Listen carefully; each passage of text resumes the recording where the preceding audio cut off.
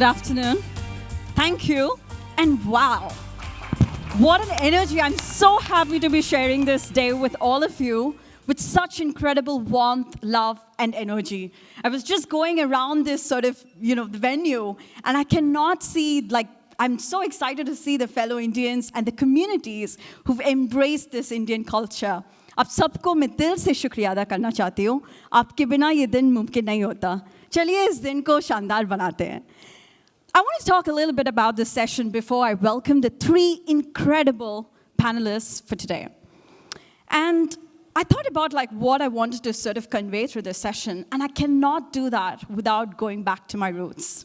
I was born in Tamil Nadu to incredible parents who come from business family, and I was constantly reminded of three things. One, what it means to have an ambition. Two, what it means to have a purpose in life, if irrespective of the race, community, and caste of where you come from.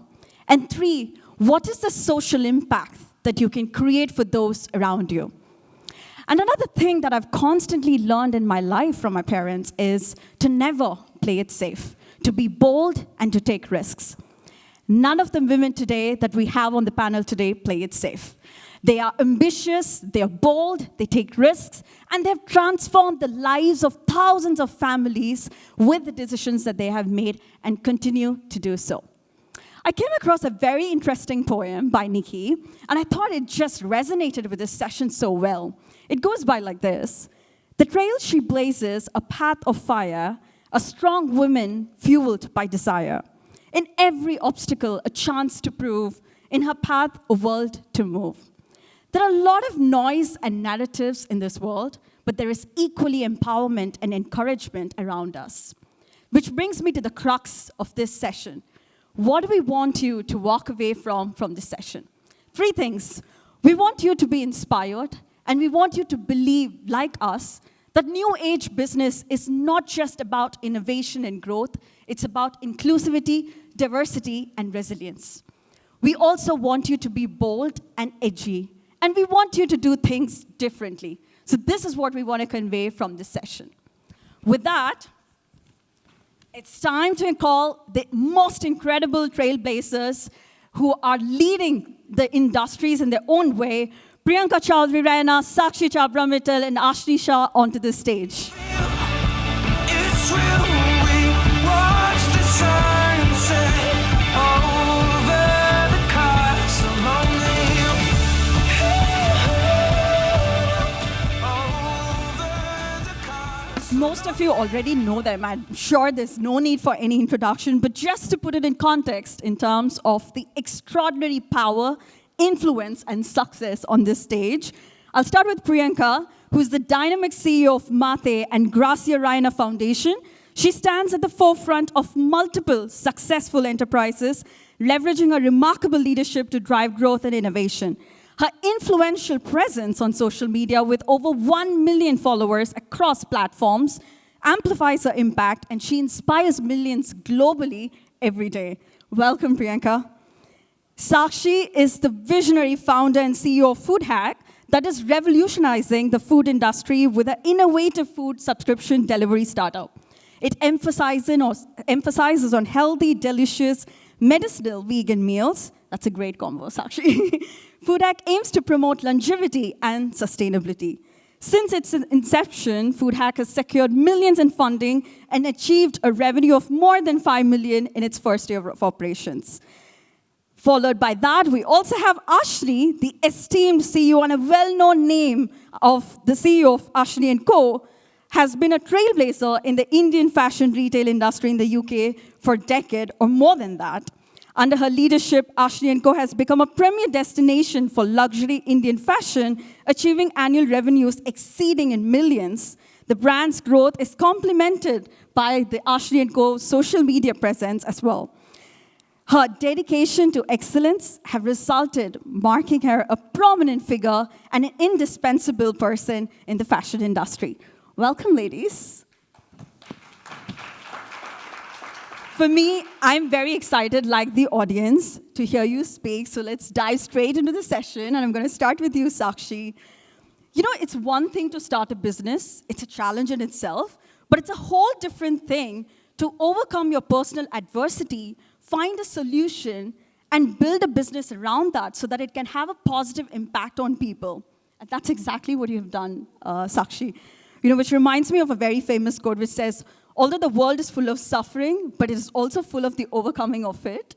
And I deeply admire your resilience and dedication to making this impact. Please tell us about your journey and how Food Hack came into picture. Thank you so much for such kind introductions. She definitely exaggerated us, I feel. But the story of Food Hack is linked with both my professional journey and my personal journey. It almost feels like fate, like I was meant to do this. I was discussing this with Ashika on the at lunch. Professionally, I was investing in life sciences. And one of the problems I was finding was that by the time you get a disease, it's often too late. And doctors don't study nutrition. Nutrition tends to be a big part of disease prevention and cure, right? So there's a big problem right there that needs to be broken. And then, weirdly enough, I ended up developing a very rare liver breakdown during my pregnancy called obstetric cholestasis. Less than 0.5% of women get it. And the doctors basically said that, look, nothing can be done. There's no links with lifestyle. And we have to measure your liver function every day, maybe a couple of times a day, and just take a call when to evacuate the baby out. So either you deal with premature related defects with the baby, or it can cause a stillbirth. So it was quite stressful. And my background's in biotech, so I didn't really take no for an answer. I started looking into clinical research, changed my diet, and managed to reverse the disease, which the doctors were quite surprised about. And so that's kind of where the Food Hack journey began, because it began as a passion, where basically I discovered that the food we are surrounded by is wrong. It lacks the data, the intelligence, the science that we all deserve to have a clear understanding of. But there are big companies post the Industrial Revolution that don't want us to have this transparent knowledge about food because, they're just massive, right? And so we started building this journey. We started cleaning up clinical research, using a little bit of technology, machine learning. Today we have a AI app that's free to use on the UK app stores where it helps you personalize nutrition. So recipes, ingredients, meal planner personalized to you. And then we've also used this intelligence to build food products. So we take bad stuff out of food and put good stuff in and just surrounding you with a better food choice. So that's been the whole journey of Food Hack, and it's still early years, but the UK has been a great launch market for us. People here care about it, longevity. Everybody wants to live longer. Everybody wants to live disease-free, so everyone's curious about this stuff. So the company's done well. Not everyone has 7 lives, right? Maybe with Food Hack you might. Thank you, Sakshi. Priyanka, I want to talk to you about your journey with Maate, and we have spoken about this before, that women, including myself, we've always been attracted to skincare. And it started off with like 1-step routine, moved to 7-step, 24-step. I'm sure there's going to be 100 steps soon. And somehow like the same level of attention fades away when it comes to baby wellness on one hand. And on the other, you have like young mothers who are actually very anxious when it comes to babies. And they're constantly worried. Priyanka, you've somehow managed to sort of crack this whole problem and with Maate, address this biggest gap in the baby wellness. And it's not just about offering high-quality, chemical-free products, but it's also about educating and building that awareness and creating that ecosystem in the market and just sort of empowering the young mothers. Please tell us about your journey with Maate and a little bit more about the company as well. Absolutely. Thank you, Ashika. Good afternoon, everybody. Such a pleasure to be here today. I'm a founder of a brand called Maate, which means mother in Sanskrit. Maate is a mom and baby wellness brand. It is a natural vegan products for children as well as moms, inspired by the wisdom of Ayurveda. So how Maate came into the picture is, of course, right after I became a mother myself. I was on a constant search of products which are not just safe, pure, but also highly efficacious for children. when I searched the market, of course, the market is flooded with products for kids, which are also lab-made or chemically infused, medicated products. But coming from India, I have always believed into the power of traditional practices, power of Ayurveda, and finding such product was difficult in the market. And that is how Maate came into the picture. I remember one fine morning, so I had just moved back from Amsterdam to India right after the birth of my daughter. And before that, I was not into business. I was not an entrepreneur. I was working into banking. I'm a software engineer by education. So I was working on this new project, and I was like, I need to start working again right after I moved countries. And that is how I looked into this category, and I'm like, why not doing something into this category, because this completely resonates with me.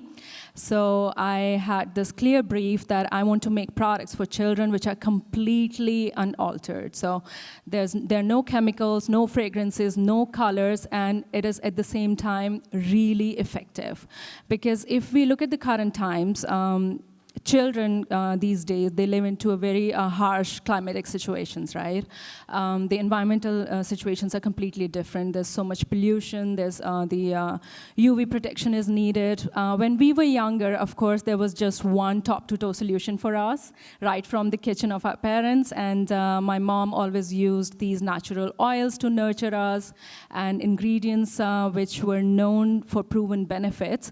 But now we, as mothers, were constantly on the move. We need ready-made solutions which we can blindly trust. And my objective was to come up with such solutions which are just available for moms like me, which they can blindly trust, they can use for their kids, and they know that it is not just a product which is made in the lab and which is not just a fusion of certain chemicals or ingredients, but it is actually known for proven targeted benefits for the purpose you're using it. I mean, if we talk about India, baby massage is a practice which has been followed through generations. It's a practice which is so heavily followed in India. I don't think any other country follows this practice. So we came up with a massage oil which is using ingredients like wheat germ oil and so many other ingredients which can actually increase the skeletal growth of the baby, which can actually strengthen the muscles, because that is the whole purpose of this practice. So similarly, each and every product we researched through, we came up with formulations which actually work for the children to set the right foundation. Because these are the products which we use right from the birth up to like 10, 12 years of the children's age. So it's very important that we pick up the right products, and that was the whole passion behind this brand and how I came up about it. Currently, we're all available in India, online, offline, and we have recently started in UAE as well as USA, and I think we're going to soon start in UK as well. Thank you, Priyanka. How fantastic is that? Just hearing both the ladies talk, I don't know if it's the effect of the film Conclave that's going to happen tomorrow, but there's a very famous movie dialogue from Koi Mil Gaya, which I'm getting reminded of, which goes about like, दुनिया हर नई बात को ठुकराती है पहले, उसके बाद में मान लेती है. But just to sort of, before I move on to Ashni, I just want to take our audience almost a decade back and imagine an emerging South Asian community, still a minority, in the heart of the fashion capital of the world. There was a time when Indian retail was virtually non-existent. Enter Ashni, who's a young professional, despite having no experience in retail, was determined to change this landscape. Ashni, from filmmaking to Indian retail, your journey marked by relentless cold calling and breaking barriers on the way is truly worthy of a movie in itself. So tell us more about your journey. Thanks so much, Ashika. Hi, everyone. The experience has been quite exhilarating. And as you said, it's been 12 years. It feels like a lifetime, but I can only think of it as I've opened it yesterday. Because I've not had a night's sleep since 12 years, I feel, since I've opened Ashni and Co. Yes, the idea behind Ashni and Co was when I spotted a gap in the UK, which failed to provide access to good quality, high quality, contemporary luxury Indian fashion. I think wherever I was going, and this was also born out of a need, like most of us over here coincidentally have, when I was getting engaged and I couldn't find any good quality Indian clothing in London. Coming from a film background behind the scenes, not in front of the camera where it's all glamorous, the max extent of fashion was a high-vis jacket and steel-toe boots. So it's not like I had any experience on what Indian fashion needs to or should have looked like. I moved back to India to sort all the clothes out, and I was amazed at what I saw. Because I left India when I was 21 to come and study film. And I hadn't gone back to India with the eye of shopping. The only clothes you see are what Manish Malhotra makes for films, and you are on set with those actresses.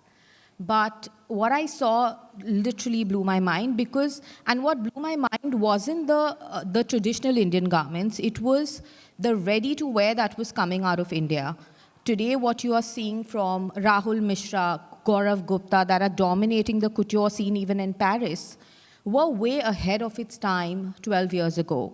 And that is what I really wanted to bring to the UK, because it was to break the sensibilities of, an Indian designer wear has to be a lehenga or a sari or a kurta, because it had transcended that. So that's exactly how Ashni and Co was born, and we decided to also, I think a key decision to be made was whether you open in Southall, where the Indian community shops, or Wembley, or do you open in Notting Hill / Knightsbridge / Mayfair, where you want the discerning consumer to come and see your product and shop.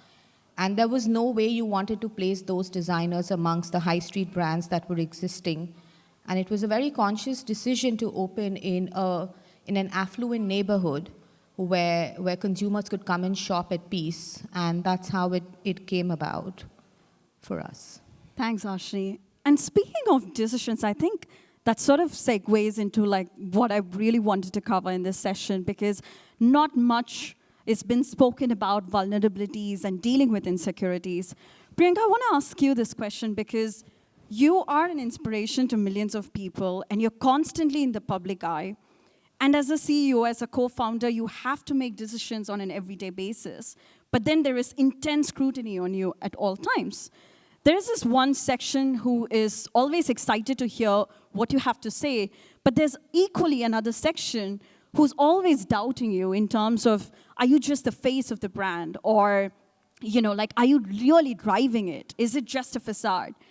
How do you deal with these sort of vulnerabilities and, the insecurities that it creates? And how do you navigate through that? No, absolutely. I think we're privileged enough to be loved by so many people, and I really appreciate and find it as a blessing. As you rightly said, there are always people who would look for if there's something going wrong or if there's something which is behind the scene happening we're not aware of. And even for my brand, a lot of people think that I'm just an investor, I'm just a face, but I'm not constantly involved into day-to-day functioning of my brand. But thankfully, we have social media now, and I regularly keep in touch with my customers, with my consumer, the little ones, where I keep on talking about my brand. And I think what really works is being true to myself. There's no pretension. There's nothing which I'm trying to, really fake or so. So if it is all about being authentic to my true self, and once you do that, people, I think, recognize that. We have to be little cheerleader for you. That's my little personalized cheerleader. So yeah, I think it's just that you come across what you are, and you don't have to be pretentious. So people do recognize that, do appreciate that, and we are in a time when there's so many brands, there's so many startups, and market is just flooded with so many of them. What really makes a difference is to keep in touch with your customers, regularly talk to them. I am on daily basis, I'm handling my customer experience. I'm even responding to some of the customer messages every day myself, because that is the most important part of my business. It's the people, it's the parents. They have to trust me, they have to love my products, they have to love my brand. And if they don't love it, then I'm not going to be able to build the brand I'm trying to build. So for me, I think just be out there for my brand consumers, my customers, and yeah, just be myself. That's it. Thanks, Priyanka.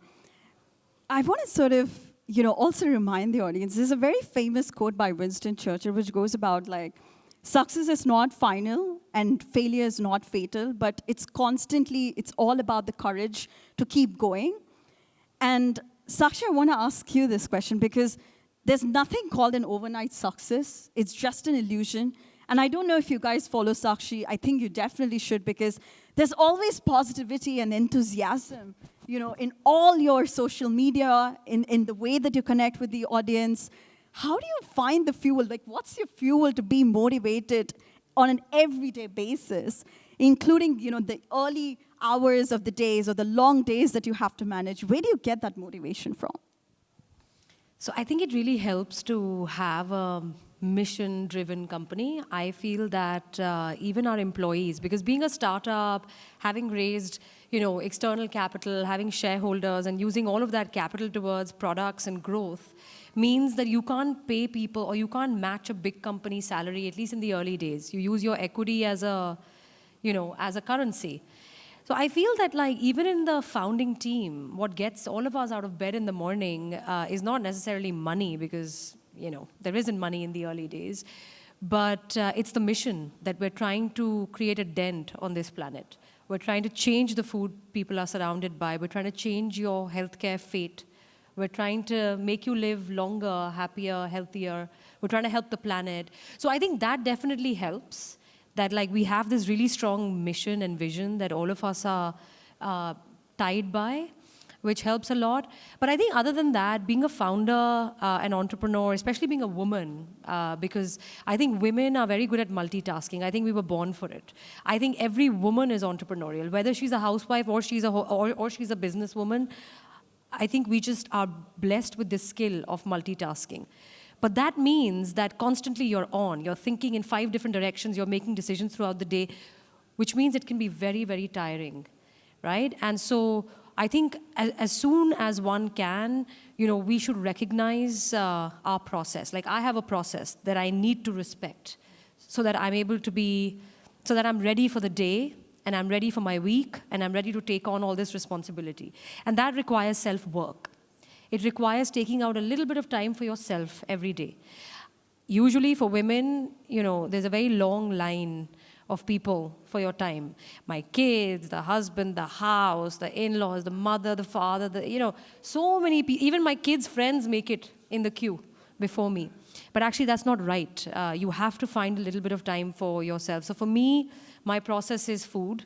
I feel like the one way that I can not fall sick or have a high immunity is if I stick to my food hack subscription, take the thinking out. Because when you're tired and you let yourself think, what should I eat today? That's it. You're going to go straight to the processed sugars, the carbs, the cravings, and all of that. So for me, I need to plan my week ahead. So I need to have my meals in the fridge wherever I am, a subscription. So my food helps a lot. Exercise, maybe even a gratitude journal. I haven't been super regular at it, but just waking up in the morning and 5 minutes, what are you grateful for? Because actually, you say all this, but pressure is a privilege. Making these hard decisions in life, like you are right now on your stealth startup. Remember, times are going to be tough, but remind yourself that pressure is a privilege and write it down that you're grateful for it. So I have these 4 or 5 little steps: exercise, meditation, sleep, food, gratitude journal, that really help me get ready for my day. Thanks. Thank you so much, Sakshi. Ashni, coming to you, right, and taking cue from what Sakshi mentioned in terms of planning, you've always come across as an organized, planned, all sorted person. But reflecting on your journey to where you started to where you are today, what is the one advice that you would give to your younger self? But also, I would like to know, what is the valuable lesson that you have learned from that younger person? I think it's very important to be resilient. I think it's important to trust the process and also equip yourself to change, innovation, and the ability to adapt. Because especially in the industry that I'm in, it's an ever-changing industry. It's so fast-paced. This is in trend today, and that's not in trend today. And The thing for us, what we have established Ashni and Co as the core value, we are non-trend based. You won't see feathers in our store every now and then, or just because it's in trend. It's extremely important to first analyze the core aesthetics, whether it's rooted craftsmanship, whether it's exquisite craftsmanship, or whether it's heritage textiles. It's so easy today to get distracted. It's so easy to get discouraged, by setbacks as well. I think to continue having the faith in the vision and mission statement that you set for yourself, because setbacks are inevitable. It's going to happen. Everyone's going to have the highs and lows. It's hard as an entrepreneur to, it's harder for you because it's your baby, but if you have a team of 100 people that you have to motivate, it's very hard to motivate yourself because you have no one above you. So to establish a good mentor, I think, has really helped. Having those 2-3 people around you who are your cheerleaders, who are supporting you, who are advising you, may or may not be from the industry, it doesn't matter. But I think change is so inevitable that we need to really embrace it and understand that if something is not working as per how you've set out to achieve that goal, let go. When we first started Ashni and Co, I wanted to display the international silhouettes by Indian designers. Rahul Mishra was doing jackets, Amit Agarwal was doing dresses. That didn't work. What was working were the kurtas by Rohit Bal. And that was a big blow to my ego because I was on the same road as Matches and DVF and all of those amazing international designers, and the price points were the same. So why would anyone buy an unknown Indian designer when there are established brands just down the road? So it bruised my ego because I went wrong in the curation. Maybe it was ahead of times.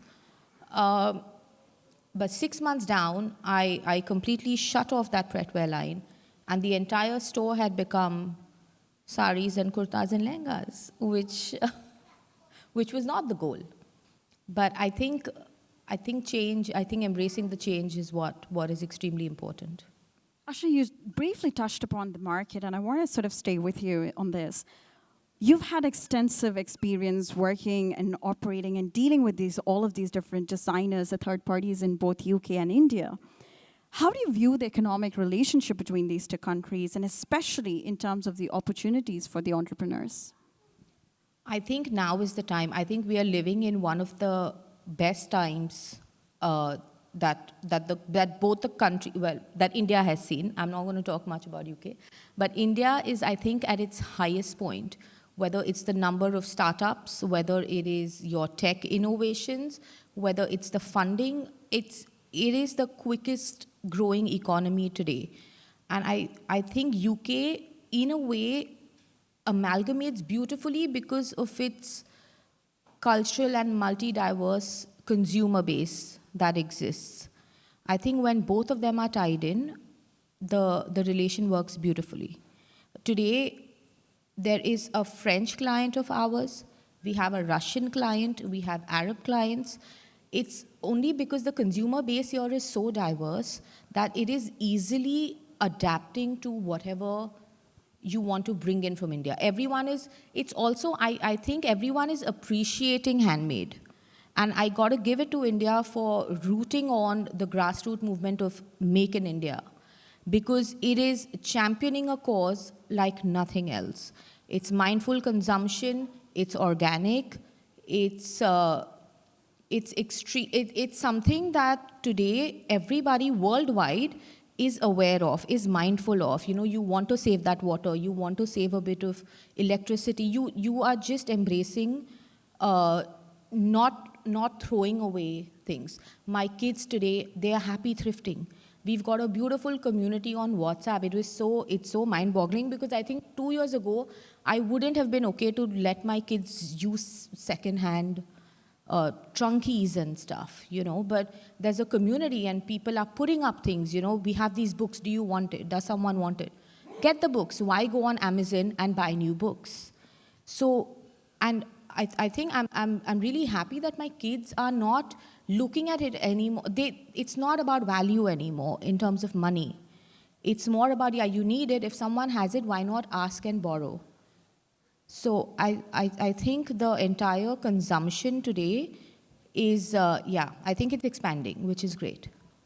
Absolutely. And I want to talk about the representation. Sakshi, I want to ask you this because we've had a very similar journey moving away from finance in a way. I frequently found, myself as the only woman at the table or the only South Asian women, or even taking a step further as the only South Asian young women on the table. While entrepreneurship should be equal for all, I think it's also equally important for young women to have very strong mentors and role models within the organization. How do you view this? And also, taking a step further, how do you plan to sort of change this and create an inclusive culture within your startup? So, when I was at SoftBank, I was the only female on the investing team in London when the Vision Fund had gotten created, which was the largest tech fund the world had ever seen. It was insane.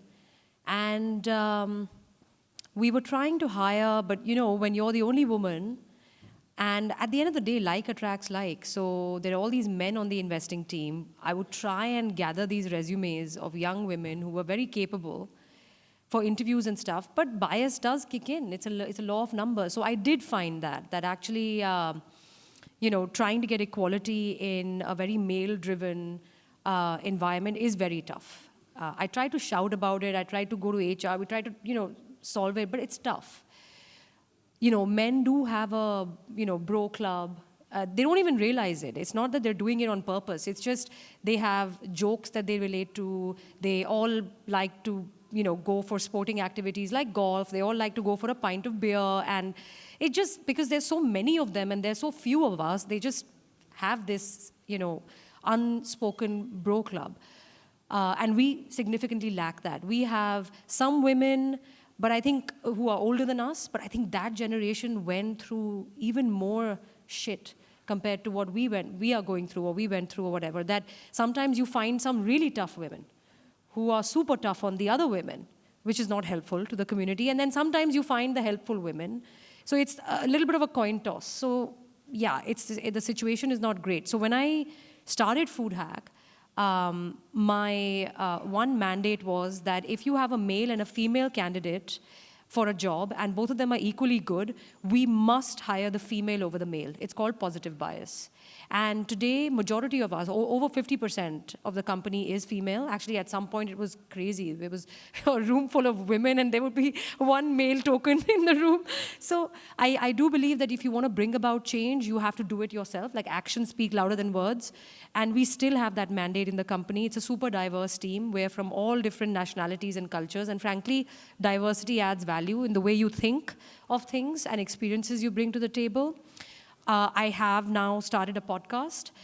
It's called Hack It, Food Hack, Hack It. And we talk about issues like that because I feel that if I was at SoftBank and I had access to a podcast like that where I would hear other women also in the same boat as me, I think I would have picked up some useful tips in how to navigate it and things would have been a little bit easier. So I found that there was a bit of a lack in the UK ecosystem for female entrepreneurship and authenticity, like openly coming out and discussing challenges and tips and advice and all that. So the podcast, at least this first season, focuses on that. And I would say, I don't want to sound too grim about it because, sometimes, actually, I had this really interesting woman on the podcast who said, being the only woman in the room can be your superpower. So, think about it from a positive perspective because you know that you will be adding a different perspective to the table. So you don't have to think of it negatively, I know, absolutely. And speaking of superpower, there is another superwoman sitting right with us. And as all of us know, India is a rich culture, deeply rooted in family values, and we all imbibe by that. And I want to ask Priyanka, because you run Maate, the Gracia Raina Foundation, and multiple other successful enterprises. But at the same time, you're always, always available for your family and for your partner. And I'm sure there's thousands of trade-offs that you need to do on a constant basis. And we have a cheerleader joining us on the stage, and this is just another example, right? And it's not just about the support, it's also about giving the space. As a family, they have to be the backbone, whether they like it or not, right? And it's about, and you have a big family as well, right, Priyanka? So walk us through in terms of how does it look like in reality, and what are some of the practical solutions that you have adopted that we can also steal from you? Well, as Sakshi rightly said, we always have so much going on constantly in our lives, starting from children, our husbands, our parents. They also need our constant attention now. They're at such an age. Honestly speaking, I'm going to be very honest, it can really get you sometimes. I also have times when I'm really exhausted and I really don't know how to move forward. As you can rightly see, half my mind is here and half is here. It can be very tough, I'm going to be very honest. But at the same time, we have to keep on going. We cannot give up. I have my own aspirations, my own career, which I really want to nurture.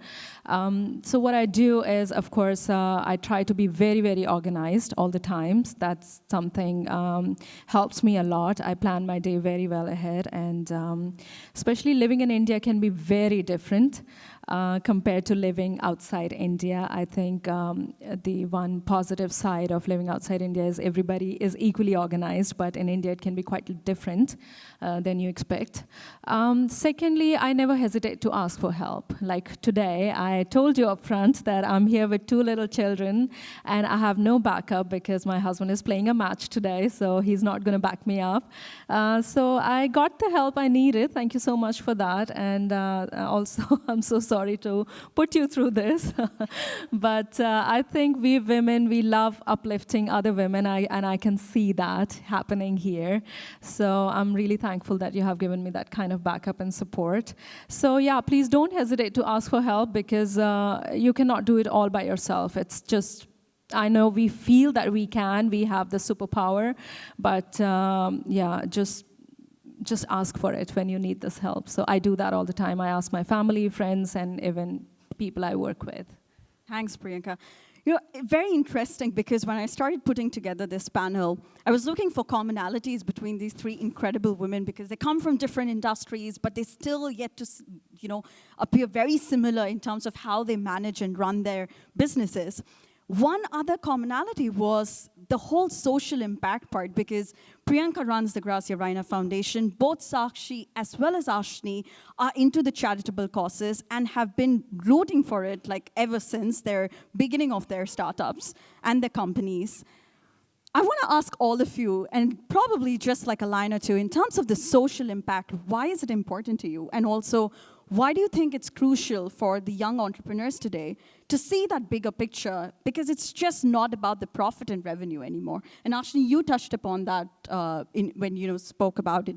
Maybe let's start with you, Ashni. I think we are at the stage in life where we are lucky that we have got the awareness today. Back then, the awareness was not as high as it is now. And it's not just about what you want to achieve or how much money you want to make. It's about how are you going to achieve that and how are you going to mindfully make that money. We all know, let's call a spade a spade. Our purpose in life is to make money. Okay, so but it has to be done responsibly. That purpose is going to further allow you to then lead the life you want to lead. It may not be a materialistic life. It could be a simple life. But to get to that stage, you have to work hard. People glorifying hard work as struggle is something that needs to stop. We have to work hard. We have to be socially responsible. I was on an NGO visit to Nepal, and that was for anti-human trafficking against children. And we visited one little village in Nepal where 70% of that village was living on one kidney because they were told that the kidney grows back.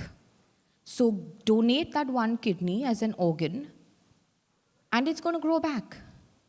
But they are living there with one kidney. And I think, when you are on the ground looking at these, the trauma that people, that is the struggle.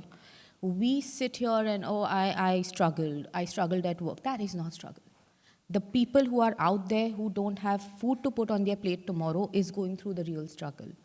And I think it's very important that entrepreneurs understand that it's a moral responsibility to make money in a responsible way and give it back. You have to be a believer in energy. We were talking about spirituality. The law of energy states that it's neither created nor destroyed. It's floating around you and it's going to come back to you. So give out that good energy and get it back. It's going to come back tenfold. I think it's a very important thing for entrepreneurs to understand.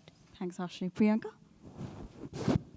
So even before I launched Maate, I launched Gracia Raina Foundation, which is a foundation based on the name of my daughter. Right after she was born, I launched the foundation to work towards maternal health.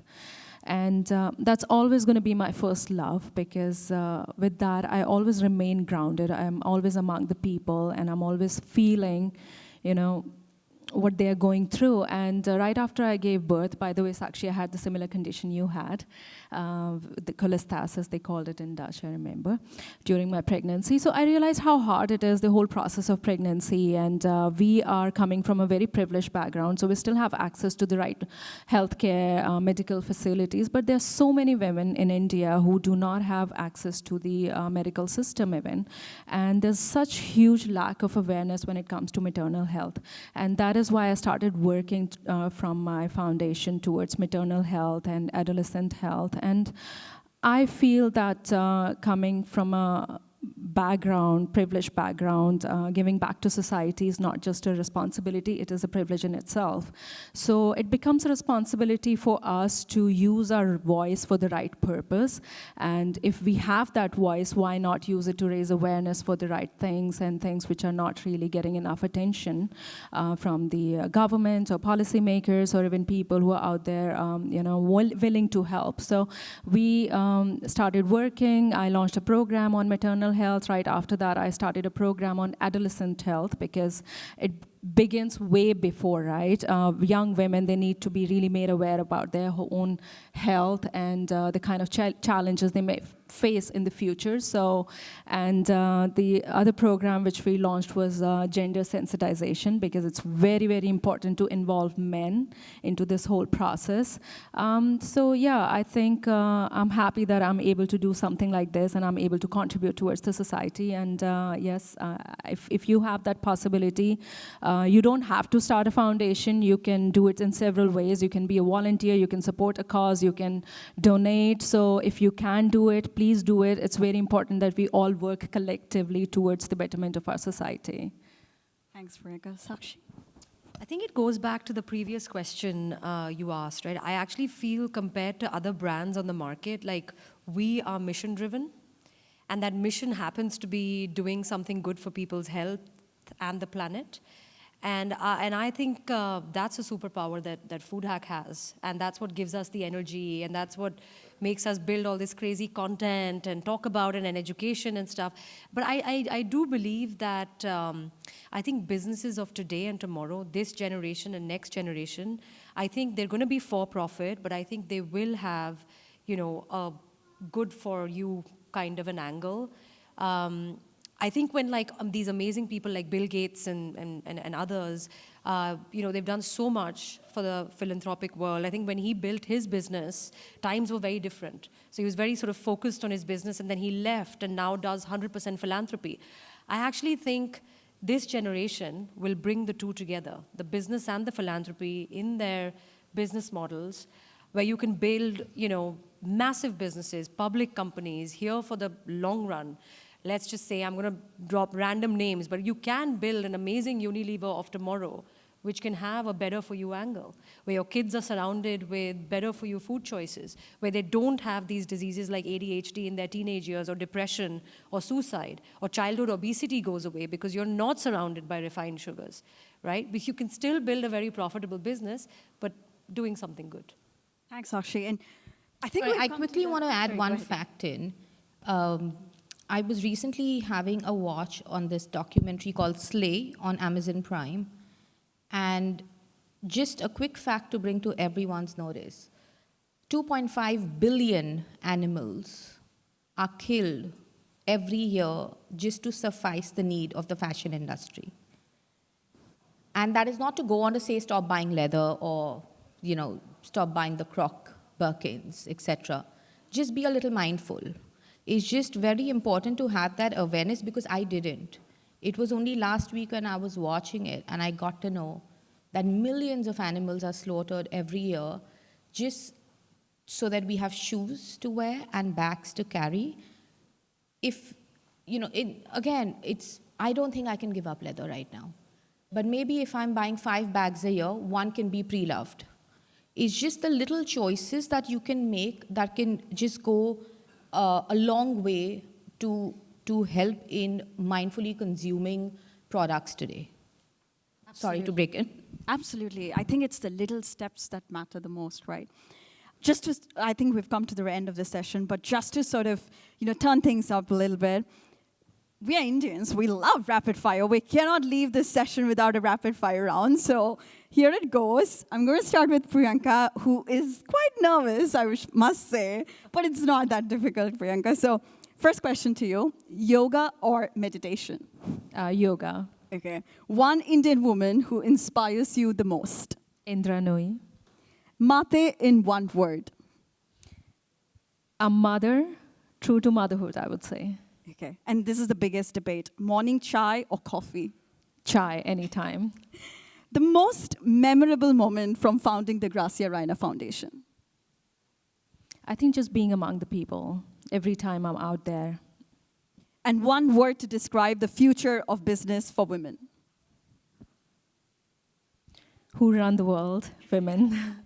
Thanks, Priyanka. Sakshi, over to you. One Indian entrepreneur you look up to?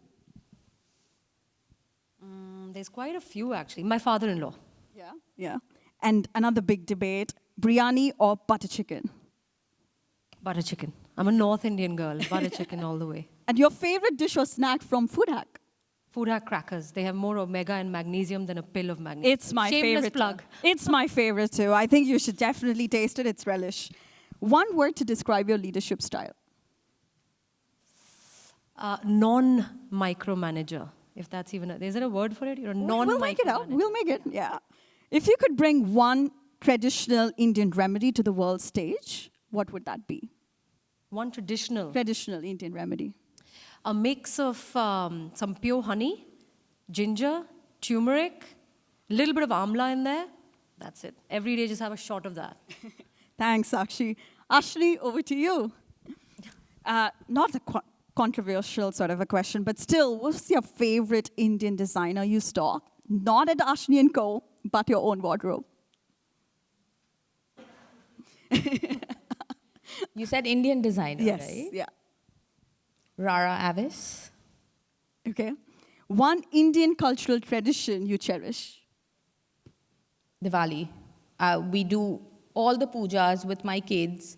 Navratri pujas, we do all the aartis at home. It's really lovely. I think you just get a little more attached when you're out of your country and you just tend to do them a little more lovingly as opposed to your mom pushing you to sit for an aarti back in India. Most important lesson you learned in business? A change, to embrace failures, to fall down but get up again. And your favorite city in India for fashion inspiration? Bombay, 100%. Not Delhi at all. No, Bombay wins. Any Delhiites out here? No. Hey, you've got one right here on the two on the panel. An Indian movie or show that inspires you?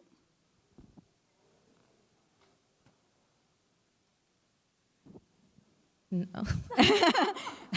Come on, Ashley, filmmaking. Well, no, I'm a big movie buff, but inspiration-wise, Guru was very inspirational to me. Okay, thank you so much, Ashni. I think with that, we've come to the end of this session. Wow, time just runs by you so quickly. I want to extend my deepest gratitude to our remarkable panelists, Priyanka, Sakshi, Ashni. Thank you so much for your inspiration, passion, and simply for doing what you just do. So thank you so much to our audience and also to the virtual audience who will be watching this. Let's keep the conversation going. It's just the beginning, and I think we need to talk a lot more about the future of business, especially driving and creating an inclusive culture. Hopefully, I think these incredible women have inspired you, and you've also gained practical strategies to overcome the challenges, and to drive innovation within your own spheres.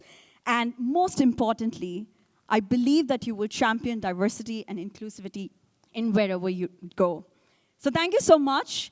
And please stay put, because I think next up is a very wonderful session led by Sneha. So I'll hand it over to her. But thank you so much again to everyone. Thank you.